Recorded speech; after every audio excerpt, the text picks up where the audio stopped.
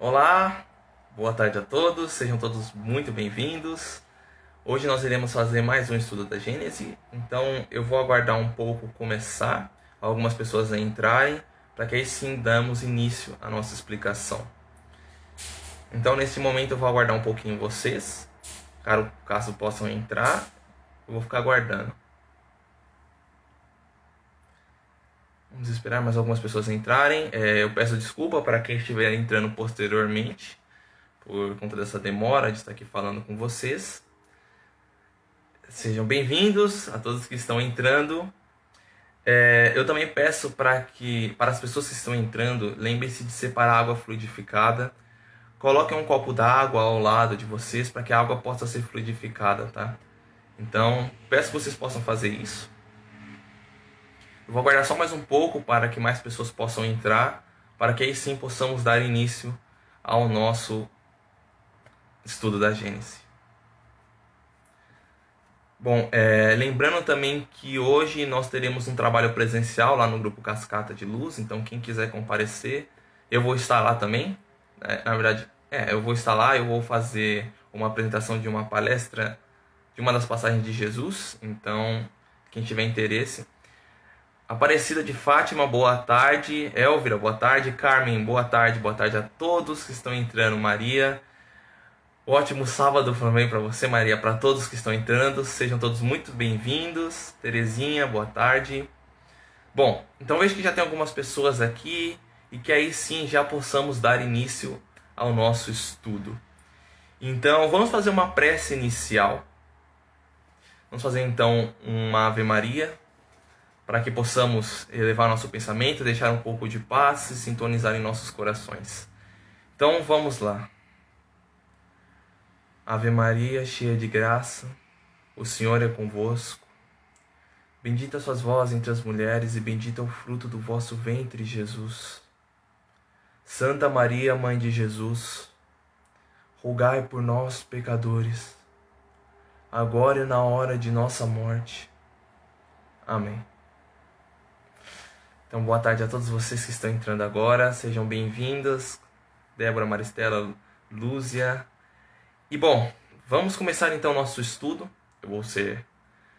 Vamos dar início ao capítulo 5, agora nos sistemas do mundo antigo e do mundo moderno. Como assim? O que se passa nesse capítulo? Qual o tema que nós iremos abordar? Então, é a visão dos povos primitivos em relação à Terra, aos astros e ao universo. Como era limitada na concepção deles daquela época, né? Então, como naquela época não existiam os mesmos equipamentos que nós temos agora, as mesmas leis que aprendemos, que compreendemos, eles ainda tinham essa concepção limitada do universo, da Terra, sobre todos os sistemas. Então, vamos fazer uma breve explicação sobre esse capítulo. Então, vamos começar na leitura da ata número 1, na verdade o item número 1, que Kardec fala da seguinte forma. Ele diz assim: a ideia primeira que os homens fizeram da Terra, do movimento dos astros e da constituição do universo, deve ter sido em uma origem unicamente baseada no testemunho dos sentidos, na ignorância das mais elementares leis da física e das forças da natureza. Não tendo senão uma sua visão limitada como meio de observação, não podiam julgar senão pelas aparências. Então a gente começa com o conceito de que, na época, eles não tinham essa ideia que a Terra se movimentava. Então, para eles, tudo era limitado através dos sentidos. Então, tudo para eles era a concepção dos sentidos. Então, eles tinham que sentir, eles tinham que ver, para ter uma noção de que aquilo realmente existe, de que aquilo realmente acontece. Então, como a Terra, eles não sentiam a Terra se movimentando, eles acreditavam que ela era o quê? Parada. Era um planeta estável, que estava constantemente parado, não se movimentava. Acreditavam que só quem se movimentava era o Sol. Ele se movimentava em torno da Terra, e não a Terra em torno do Sol.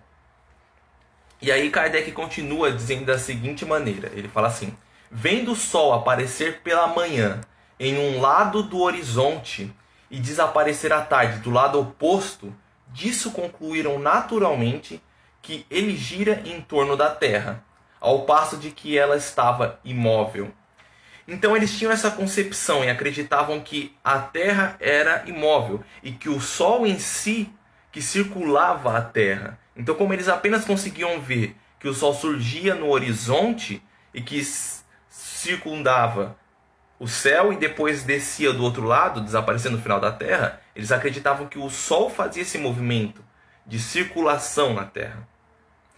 Mas então, qual era a perspectiva deles de como imaginavam que a Terra era? Então, se eles achavam que a Terra era parada, como eles achavam que a Terra era? Como era um formato? Como ela seria? Então, eles não sabiam que a Terra era redonda. Então, eles achavam que a Terra era praticamente uma laranja cortada no meio.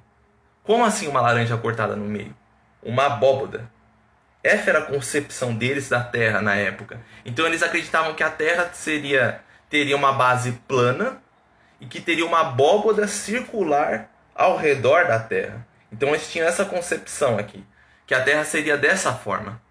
Então, como eu disse, porque eles observavam o Sol passando, eles achavam que percorria essa abóboda inteira.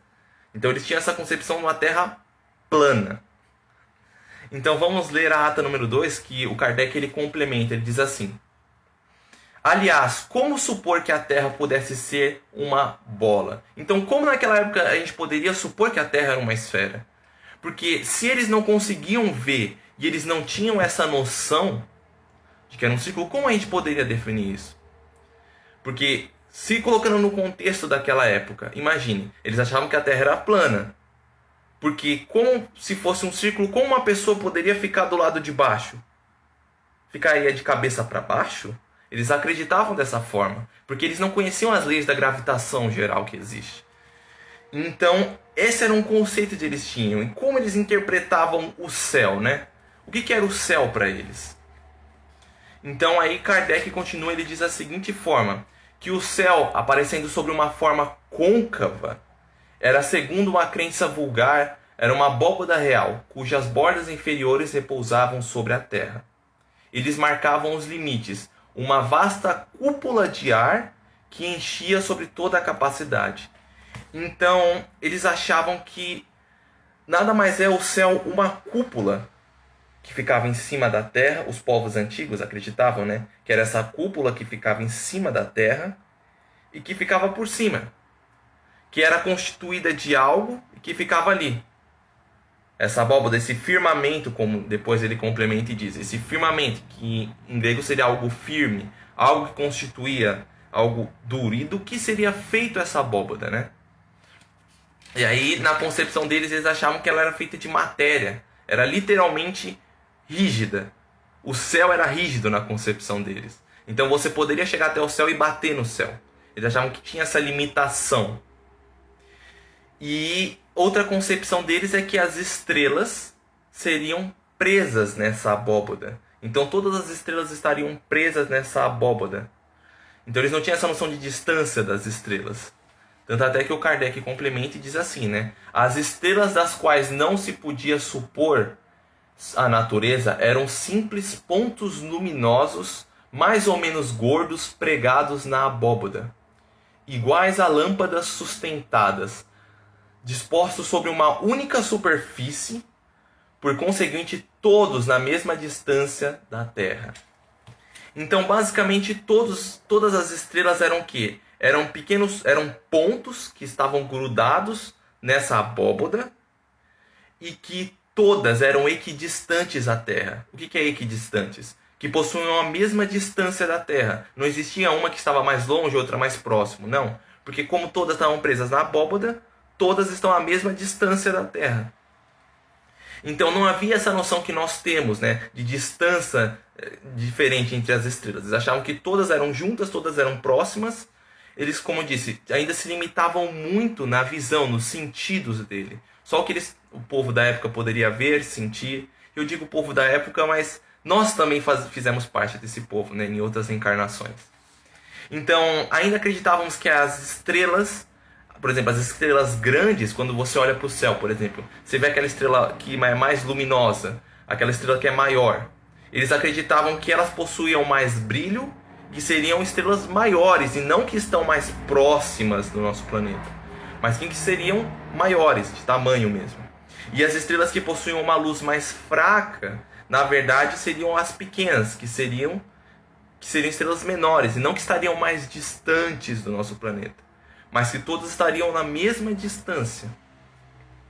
E eles não tinham essas ideias de concepção de distância, que na verdade as estrelas estão distantes uma da outra e não estão próximas. Hoje nós temos essa capacidade, né, de compreender isso melhor, e que as estrelas menores estão, na verdade, mais distantes da Terra e não mais próximas. E outros questionamentos que eles possuíam era referente à chuva. Então, como entender como funciona a chuva? Porque, por exemplo, eles pensavam da seguinte forma, né?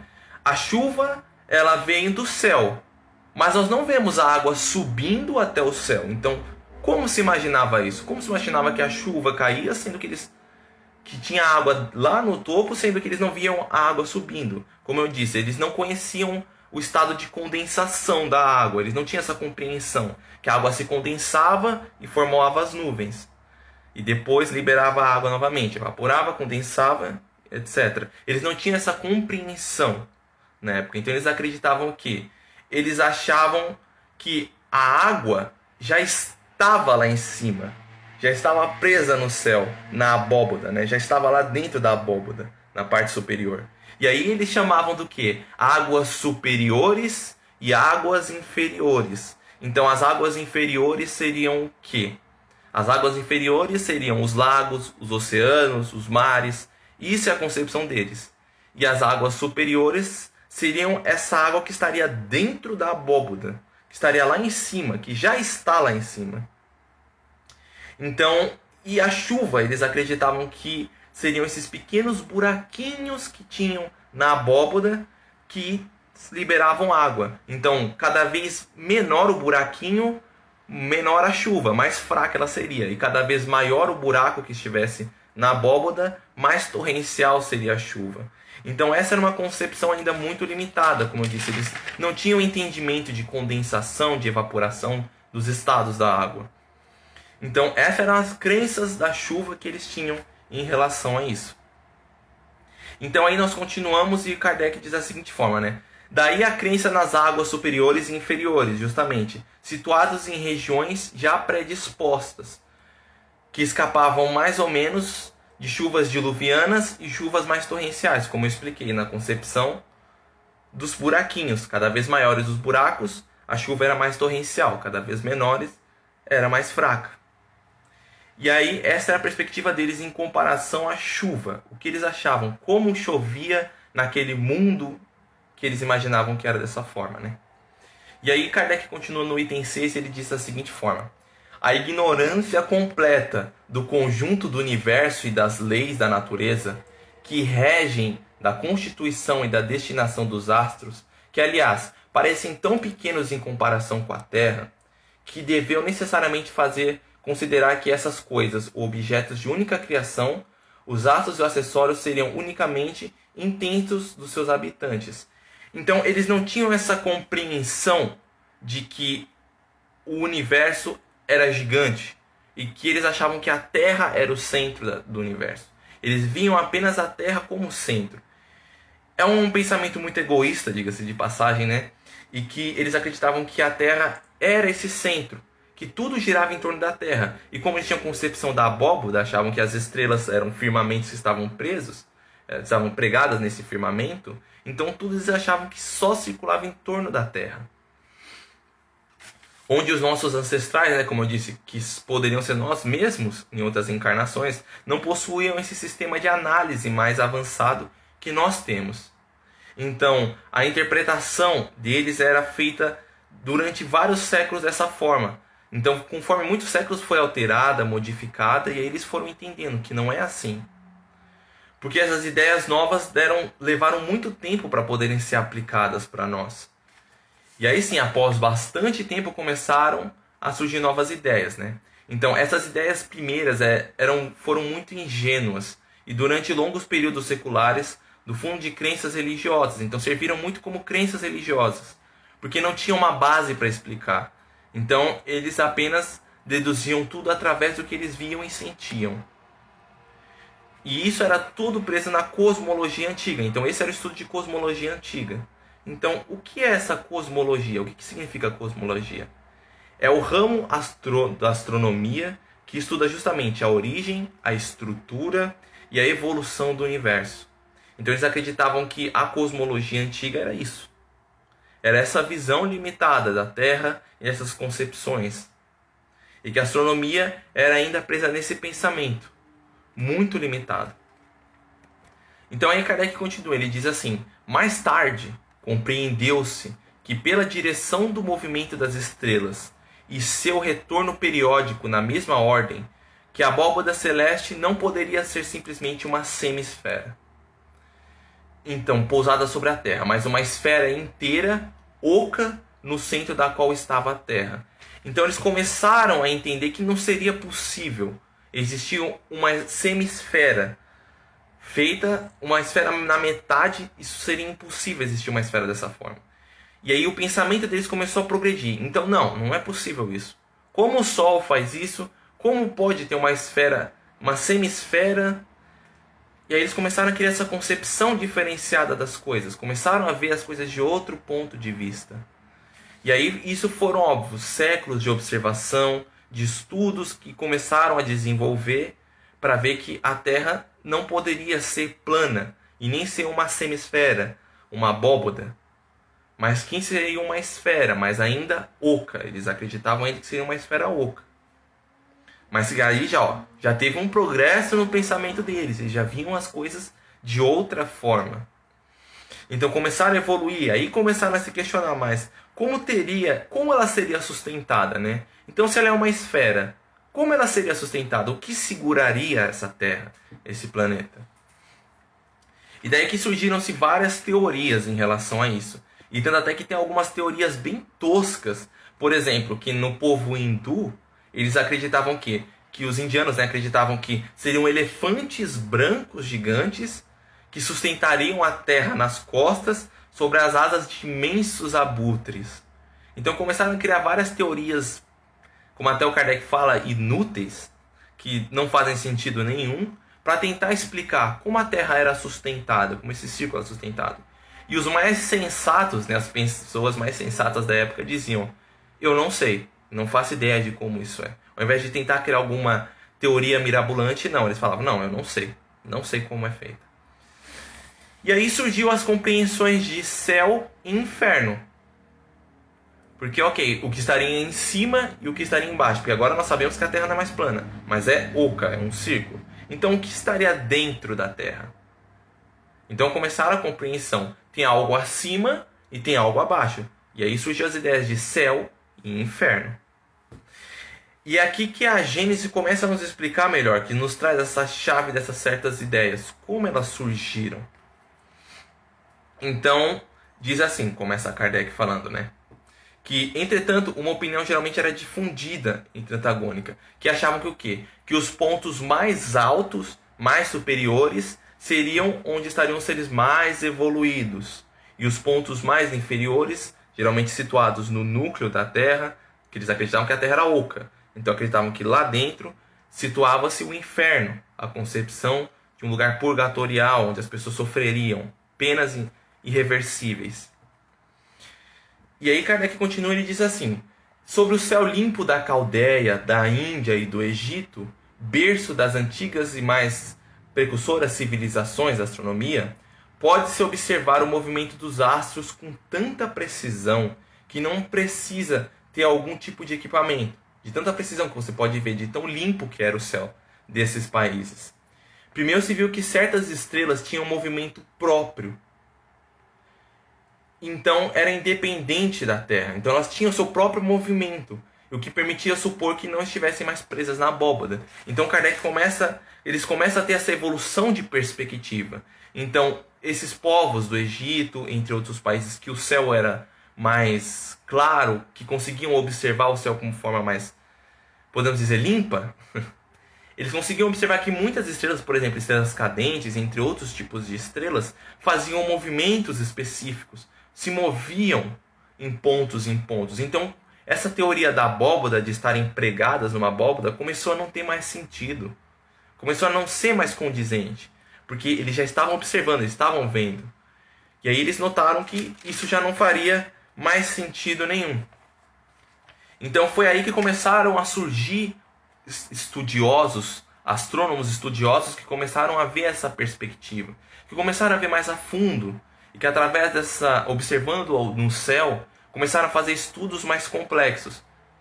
E aí começou, né? Em cerca de 600 anos antes de Cristo, Tales de Mileto, também conhecido, né, por descobrir a esfericidade da Terra. Então, o Tales de Mileto, após 600 anos antes de Cristo, ele começou a descobrir que a Terra era uma esfera e que não era um plano, algum tipo de abóboda.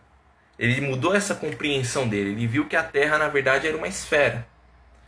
E também ele percebeu a obliquidade que causa os eclipses. Então ele começou a criar essa nova compreensão, começou a fazer um estudo mais aprofundado. E depois, séculos mais tarde, como todos conhecem, né, Pitágoras de Salmos, ele descobre o quê? Que o eixo, o movimento do eixo da Terra anual ao redor do Sol. Então ele começa a descobrir que, na verdade, a Terra tem esse movimento de rotação dela, que ela precisa girar para que sim o Sol possa iluminar ela. Então começou a descobrir que a Terra gira.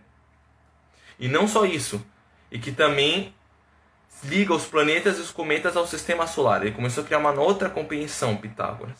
E após 160 anos, né, de Jesus Cristo, Hiparco de Alexandria, nasceu no Egito, ele justamente inventou o astrolábio, que calcula e prediz os eclipses.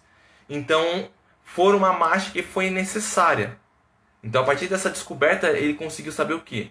Observar manchas solares e determinar o ano trópico e a duração das revoluções da Lua. Então vocês foram percebendo que com o avanço e com o estudo, vários pesquisadores, vários astrônomos começaram a entender, observar e estudar, anotar os fenômenos e perceberam que, na verdade, a Terra não é plana, não tem nem como ser, mas sim que era um círculo que ela rotacionava e que através do astrolábio começaram a perceber estados, que tudo tinha um momento, tudo tinha um estado que se passava, por exemplo, a Lua.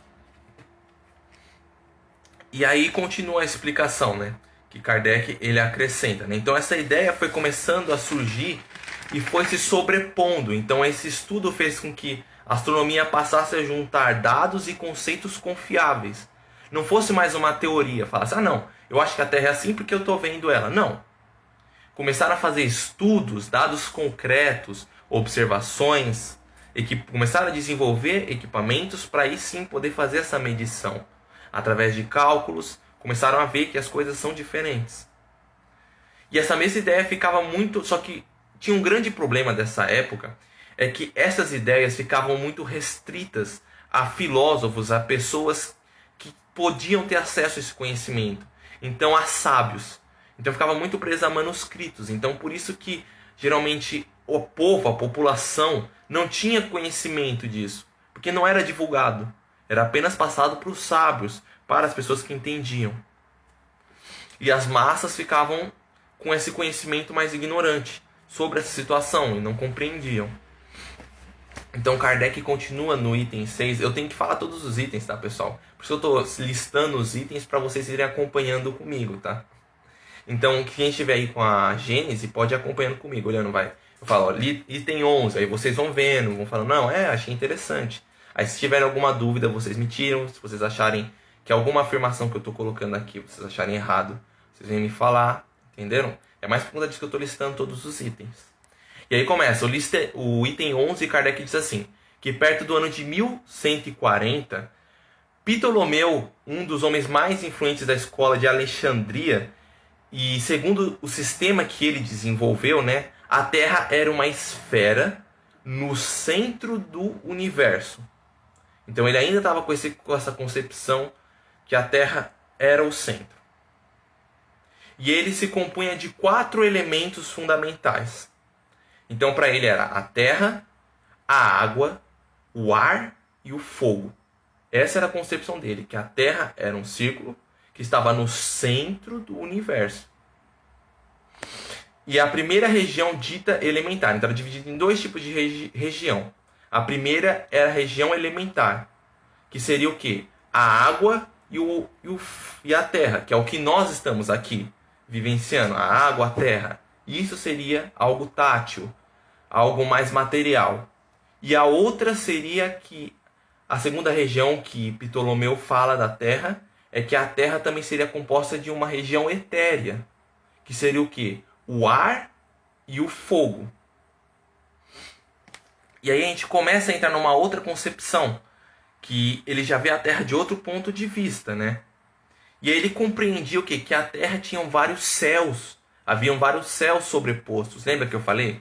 Que ele via a terra de dois pontos, o ponto material e o ponto etéreo. E aí o ponto etéreo seria o quê? Os vários céus que existiam. Então por isso ele começou a surgir uma crença, né, em várias religiões, que existem vários céus sobrepostos. O 10º céu, o 11º céu, o 7º céu, que seria onde ficariam os seres mais superiores. Então essa era a concepção que ele criou aqui, de céus sobrepostos, um sobre o outro. E além dos 11 céus, né, que seria o que? O fogo. O fogo representaria o ponto mais superior, que estaria no 11º céu, que seria o ponto mais empírico, como diz aqui, do grego pai, que justamente significa isso, que é a morada dos bem-aventurados, que seria o lugar onde estariam os seres mais evoluídos.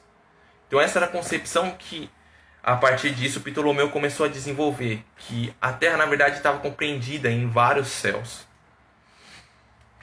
Então ele ainda tinha essa concepção muito limitada de céus sobrepostos um sobre o outro. E daí a gente continua, que traz assim, que após bastante tempo, né, depois de um bom período de estudos, de desenvolvimento da humanidade, ocorreu as concepções diferentes. Então, no começo do século VI, Copérnico teve que repensar suas ideias, repensar as ideias de Pitágoras. E aí ele começou a levar em consideração de que o Sol ficava no centro do sistema e não mais a Terra. E que o Sol girava, e que os planetas giravam em torno do Sol, e não a Terra gira, e não que os planetas giravam em torno da Terra. E aí ele começou a desenvolver o heliocentrismo, que seria basicamente isso, que o Sol ele fica no centro do sistema solar. E não mais o geocentrismo, que seria no caso o quê? A Terra no centro do sistema solar. E ele também descobriu, Copérnico, que a Lua ela é um satélite da Terra. Então, óbvio, até esse período foram-se vários séculos se passaram, que foi no começo do século VI, que Copérnico desvendou isso. E aí, já mais tarde, em 1609, Galileu, como todos conhecemos, inventou o telescópio. Então, a partir do ponto em que ele inventou o telescópio, as coisas mudaram.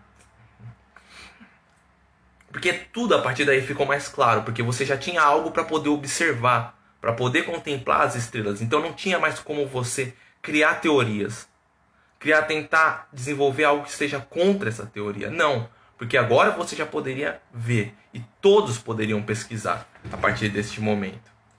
Então é aí que começa, justamente. E ele começa a reconhecer que os planetas, através da descoberta do telescópio, Galileu descobre o quê? Que os planetas eles não têm luz própria, primeiro de tudo, e que eles são iluminados pelas estrelas, que na verdade seria iluminado pelo Sol, que é uma estrela, que são semelhantes e que os planetas são semelhantes à Terra, que seriam na verdade esferas. E aí, a partir disso, foi uma sanção definitiva, né? Então ele, a partir disso, começou a aprender e ver que a astronomia começou a progredir para um outro ponto, um ponto mais material, que não mais teve observações equivocadas, mas sim uma observação de fatos aplicada. Então, outro equívoco que também muito acontecia no passado era sobre as constelações. Muito se falavam sobre as constelações, por exemplo, Touro, Gêmeos, Escorpião, e acreditavam que essas constelações eram coisas já bem fundamentadas, algo que estavam lá, que eram feitas daquela forma, eram pré-determinadas daquela forma e estavam feitas só para os seres, e buscavam explicações sobre aquilo. Falavam, não, que a constelação de tal coisa... E aí surgiu um estudo mais equivocado sobre isso. Acreditavam que as constelações eram criaturas, eram coisas que estavam lá. Mas na verdade nada mais são as constelações que desenhos mais ou menos próximos daqui da Terra. São desenhos, né, mais ou menos próximos do nosso ponto de vista da Terra. Então, olhando pelo telescópio, nós começamos a ver que o quê? Que a partir da Terra nós vemos as estrelas em uma determinada posição que parecem que formam desenhos. Mas na verdade elas não são dessa forma, elas não são esses desenhos lá no espaço. Que uma forma perfeitamente isso. Não. Se você for ver, por exemplo, na perspectiva de outro planeta, já não vai ter mais aquelas constelações. Porque parece que nas constelações todas as estrelas estão próximas uma da outra, estão ligadas, mas não é isso. Estão todas distanciadas. É que a nossa perspectiva da Terra, quando a gente olha, a gente vê dessa forma. Mas não é assim. Tanto é que se for no espaço, se você, por exemplo, pega um telescópio mesmo, aproxima uma constelação de uma constelação, você vai ver que na realidade uma não está próxima da outra. Estão muito distantes e nem sequer fazem um desenho. E quando você se aproxima, justamente, você vê que esse desenho se desfaz, porque não existe. Aqui na nossa perspectiva da Terra a gente vê dessa forma, mas na verdade as estrelas não fazem um desenho no espaço, não. Quando você se aproxima, você vê que elas se desfazem esse desenho, que são estrelas totalmente separadas uma da outra. E que as estrelas na verdade são centenas e milhares de léguas, umas distantes da outra. E aí nós começamos a colocar uma concepção muito grande do universo, né? Que a gente começa a estudar e ver que o universo é gigantesco. Só para uma concepção de números que a gente poderia entrar aqui, vamos supor que você queira ir para o sistema solar mais próximo do nosso, que é Próxima Centauri. Vou supor aqui que o planeta mais próximo também, um exoplaneta mais próximo do nosso é a Próxima Centauri B. Então, vendo esse sistema solar mais próximo, ele fica a 4 anos-luz de distância da Terra. 4 anos-luz. O que é, para você ter uma noção, a velocidade da luz é 300 mil metros por segundo. Ok? 300 mil metros por segundo. Agora vamos pegar essa velocidade. Quilômetros... Não, desculpa, acho que eu fiz confusão, não achei a média. É quilômetros por segundo, peço perdão. Se eu fiz uma confusão entre os dois, eu peço desculpa. Mas vamos entrar em concepção. Então, desses 300 mil, agora multiplique por 60. Aí você vai ter 1 minuto.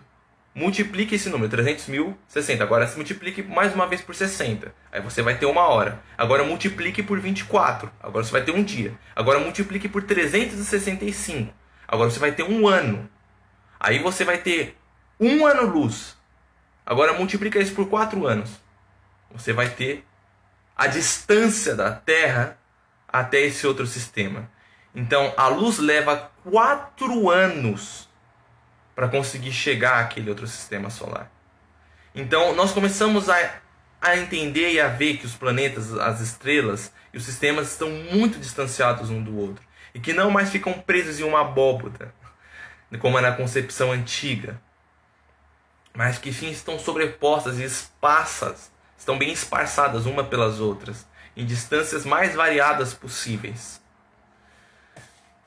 E aí Kardec ele complementa, ele diz assim, né, que ele dá uma continuação, ele diz da seguinte forma: a crença das influências das constelações, das que sobretudo constituem os 12 signos do zodíaco, vem a ideia que se ligam ao nome que elas levam.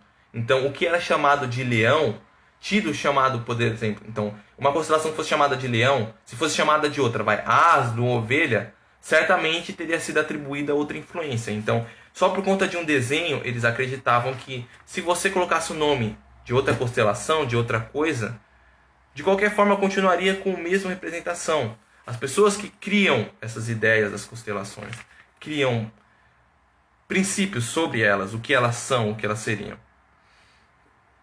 Então, e aí por último Kardec ele prossegue e diz assim: a partir de Copérnico e Galileu, as velhas cosmologias foram destruídas para sempre. A astronomia não podia senão avançar e não recuar. A história diz que as lutas desses homens de gênio tiveram que sustentar contra os preconceitos e, sobretudo, contra o espírito de seita. interessado na manutenção dos erros sobre as quais haviam fundado a crença que pensava e assentada sobre a base inquebrável. Então, o que podemos chegar em conclusão aqui? Porque esses homens que vieram nos inspirar, nos mostrar a concepção real, por exemplo, como ele citou aqui, Galileu e Copérnico, sofreram muitos preconceitos para tentar trazer isso. Porque quando nós tentamos trazer a verdade, muitos que criaram teorias anteriores e que se utilizam disso se opõem. É o que aconteceu com muitas crenças religiosas que tentaram opor essas ideias. Falar, não é assim que as coisas funcionam. Não vamos deixar essa ideia se difundir. Então, muito dessa ideia não conseguiu ser difundida. Teve muito embate para poder se espalhar. É o que acontece. Toda vez que surge uma ideia nova, ela sempre tem uma dificuldade muito grande de se espalhar, de prosperar a verdade. E Kardec continua e ainda diz assim, né? Mas nada poderia prevalecer contra uma verdade, reconhecida como tal. Graças à imprensa, porque a imprensa mesmo ajuda, o público iniciado nas ideias novas começou a não mais embalar as ilusões e tomar parte na luta delas. Então, o que aconteceu? A própria imprensa ajuda na divulgação das ideias. Então, muitas ideias que eram repercutidas, eram proibidas, que eram verdadeiras, a imprensa começava a correr atrás, tentar buscar e divulgava para o público. Falava, foi assim que o público começa a entender, porque a imprensa espalha essas ideias e as pessoas entendem, falam, é verdade, isso faz sentido, segundo estudos, taranã. E aí as pessoas começaram a não mais fazer parte de um movimento contra, mas sim a favor, porque começaram a enxergar e fizeram parte dessa luta para tentar soltar essa verdade. É a mesma coisa que acontece com o espiritismo. Porque na época, por exemplo, era muito contestado. Toda vez que tem uma verdade, um conhecimento que precisa ser espalhado, sempre sofre algum tipo de preconceito. Sempre sofre alguém que não quer que aquilo se espalhe. Tanto por interesse próprio, como por algum tipo de ideia preconcebida que não deixa isso crescer.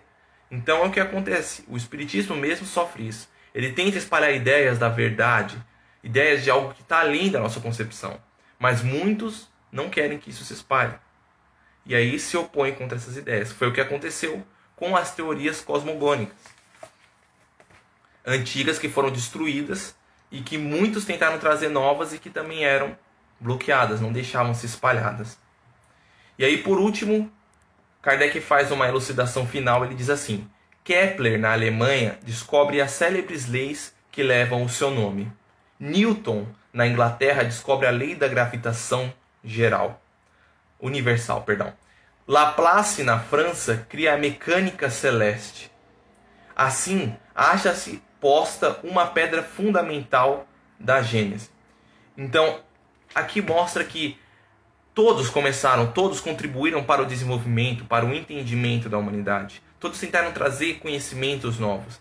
Sempre havia alguns que tentavam se opor contra isso, mas que no final esse conhecimento foi difundido, conseguiu trazer entendimentos novos e sobrepor as concepções falsas que eram aplicadas na época. Então é basicamente isso que nós vamos falar desse capítulo. É um capítulo bem complexo. E vamos fazer uma oração então para acabarmos aqui. Quem tiver alguma dúvida podem escrever, fiquem à vontade. E depois eu leio alguns comentários, ok? Então vamos fazer um Pai Nosso todos juntos. Pai nosso que estais no céu, santificado seja o vosso nome. Venha a nós o vosso reino. Seja feita a vossa vontade, assim na terra como no céu. O pão nosso de cada dia nos dai hoje. Perdoai as nossas ofensas, assim como nós perdoamos a quem nos tem ofendido. E não nos deixeis cair em tentação, nós livrai-nos de todo e qualquer mal. Amém. Bom, então aqui concluímos mais um capítulo de estudo do livro A Gênese. Caso vocês tenham alguma dúvida, caso queiram se opor a algum comentário meu, fiquem à vontade. Como eu disse, eu também erro, eu posso ter falado alguma coisa errada, então se tiverem algum comentário, alguma observação para acrescentar, alguma dúvida, fiquem à vontade. Então, hoje, lembrando a vocês, para quem está aqui em São Paulo, que nós teremos um trabalho presencial às 17h20, às 5h20. Hoje eu vou estar lá também. E antes, né, de começar realmente o caso da pandemia piorar ainda mais, que vai começar as leis serem aplicadas segunda-feira, nós decidimos criar hoje algo especial. Então, Mônica, que Deus te abençoe também. Maristela, agradeço a sua participação. Terezinha de Braga, Grupo Espírita Cascata de Luz. Maria do Carmo, muito obrigado também. Mônica, Antônio Todarello, boa tarde. Cláudia Souza, boa tarde. Aparecida de Freitas, boa tarde. Irene, Lúcia, Maristela, Cíntia também, boa tarde. Elvira Raposo, Carmen, Maria, Terezinha, Débora, muito obrigado a todos vocês que participaram. Eu sou muito grato a vocês. Semana que vem teremos mais. Nosso próximo tema vai ser algo bem complicado. Vai ser uranografia geral. Vamos falar de tempo, de espaço, matéria, leis das forças, criação primitiva, criação universal, Via Láctea e mais um monte de outros assuntos que vocês vão entender semana que vem. Então, muito obrigado a todos vocês. Lembrando que no decorrer da semana, temos várias palestras. Segunda-feira tem o tratamento dos animais, das plantas. Se estiver falando de forma errada, peço desculpas. Quarta-feira nós teremos também outras coisas. Então, temos palestra. Cíntia, eu também gosto muito desse livro. Irene, gratidão. Maristela, muita luz de Jesus nos trabalhos das 17 às 20. De hoje lá no presencial. Então, quem quiser ir, fiquem à vontade. Só peço que levem uma máscara. Está aberto para todo mundo pode ir, fiquem à vontade. Vai ter um passe coletivo, vai ser muito bom. Quem quiser também pegar algum livro emprestado lá, ou se não comprar, fiquem à vontade para poderem pegar. Lá é de vocês. Então, muito obrigado a todos vocês. Agradeço de verdade pela colaboração, por essa paciência, por todos estarem aqui assistindo. Mércia também, gratidão, muita gratidão por vocês. Irene Lopes, gratidão. Então, gratidão, meus irmãos, por toda essa colaboração que vocês fizeram. Aguardo vocês semana que vem ou hoje à tarde no presencial. Muito obrigado a todos. Aparecida, gratidão também. Que Deus abençoe a todos vocês.